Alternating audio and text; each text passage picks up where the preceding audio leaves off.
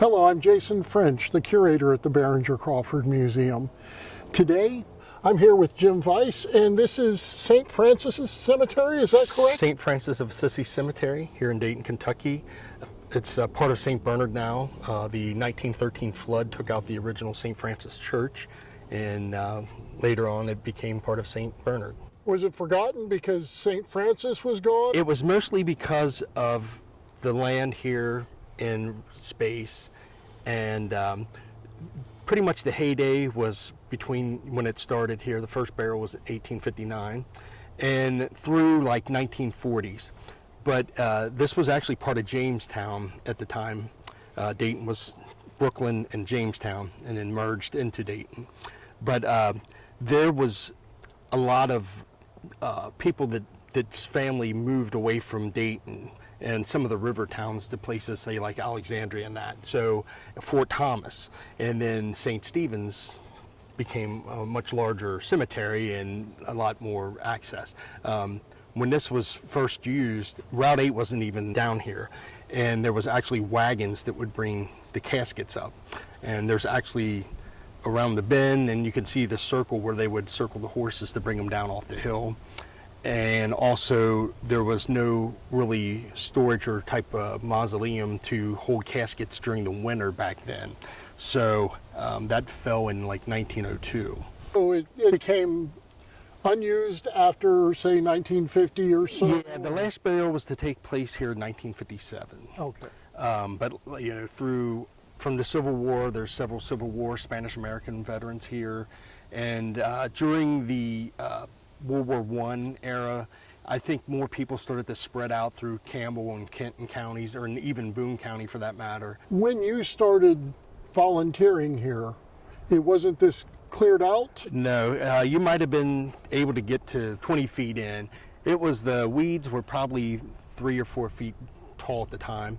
We've spent that first year trying to really knock things down. At first it was me and a woman I had met online. We started it, and it was just me and her for like a month or two, and then one of the longtime families from St. Bernard's came in, and then he started rounding up people, and it just seemed every week we became more and bigger and bigger and bigger, and everyone was really behind the project. The first few mayors of Dayton are here, and then there's a gentleman who was a lithographer, his office in Cincinnati. His name was Joseph Junk, and his poster was in every post office in the United States for World War I recruitment. And then there's a gentleman up here, it's Dr. Willard Taft, who's a cousin to President Taft. His father was named George Washington Taft, after, at the time, General Washington, not President Washington. And during President Washington's inaugural tour, he actually stayed at the Taft Inn up there. So, and they had just had this baby, and they named it after George Washington. So that's kind of neat. But even from the first time we came here to start this project, it was 3 strangers, and we were walking along the railroad tracks. At the time, we didn't have permission to really drive out here like we do now. I seen a headstone laying next to the tracks about 100 yards south of here.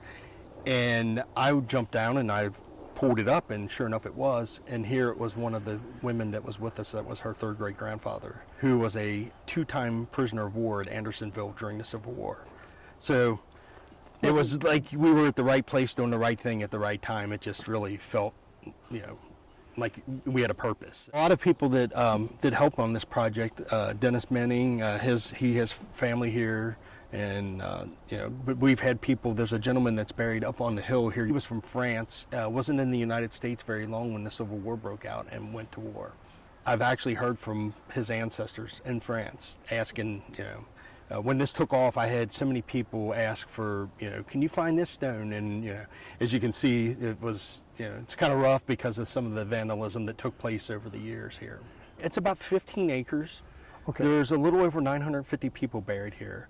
But you have like the influenza epidemic that happened, and there's a lot of children that were buried of those 950 and stuff during that. And there was a lot of drowning victims. Dayton was known for its beaches back, you know, in the 1800s. Very many hotels down there and stuff along the river. There's a lot of drowning victims. There's a lot of veterans here, a lot of early politicians from Dayton, and just a lot of like bankers and people that were notable in the turn of the century. When I first started this, I never dreamed that it would be this cleared up, and nice to feel like you're doing something right that people stand behind. So. Yeah. Thank you for preserving history. I hope you've enjoyed this chat, and feel free to like and subscribe, and we'll see you on our next adventure.